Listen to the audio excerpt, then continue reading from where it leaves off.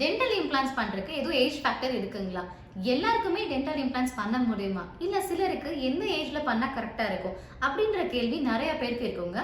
வாங்க இந்த வீடியோல நம்ம இத பத்தி பார்த்து தெரிஞ்சுக்கலாம். வணக்கம், குருவக்கல் டென்டல் கிளினிக்ல இருந்து நான் டாக்டர் பவித்ரா.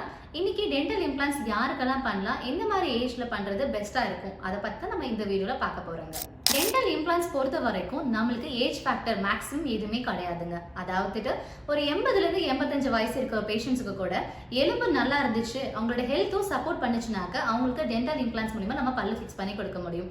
அதுவே பார்த்தீங்க அப்படின்னா ஒரு 12-13 வயசுல ஒரு சின்னவங்களுக்கு ஒரு பல்லு ஆடி உடையுது அப்படின்னாக்க அந்த பல்ல இம்ப்ளான்ட் மூலிமா ஃபிக்ஸ் பண்ண முடியுமான்னு கேட்டிங்கன்னா கண்டிப்பா முடியாதுங்க. ஏன்னு கேட்டீங்க அப்படின்னா ரிசர்ச் என்ன சொல்லுது அப்படின்னா நார்மலா ஒருத்தவங்களுக்கு எலும்போட growth வந்துட்டு 16 to 18 தான் ஃபினிஷ் ஆகும். அந்த டைமுக்கு முன்னாடி நம்ம டென்டல் இம்ப்ளான்ஸ் பதிக்கும் போது என்ன ஆகும்னு பார்த்தீங்க அப்படின்னா போனோட growth வந்து கொஞ்சம் கம்மி பண்ற மாதிரி இருக்குங்க. அதனால தாங்க இந்த 12-13 வயசுல டென்டல் இம்ப்ளான்ஸ் பண்ண முடியாது அப்படின்னு நம்ம சொல்லுவோம். இதுவே அவங்களுக்கு 16லேருந்து 18 வயசுக்கு அப்புறம் பார்த்தீங்கன்னா டென்டல் இம்ப்ளான்ஸ் நம்ம பண்ணிக்கலாம். அவங்களோட போனோட growth நம்மளுக்கு முடிஞ்சிருக்கும். இவ்வளோ தாங்க டென்டல் இம்ப்ளான்ஸ் பண்றதுக்கு ஒரு ஏஜ் லிமிட்னு நம்ம சொல்லக்கூடியது. உங்களுக்கு மேலும் டென்டல் இம்ப்ளான்ட் பற்றிய தகவலை தெரிஞ்சுக்கணும் அப்படின்னாக்க நம்ம சேனலை சப்ஸ்கிரைப் பண்ணுங்க.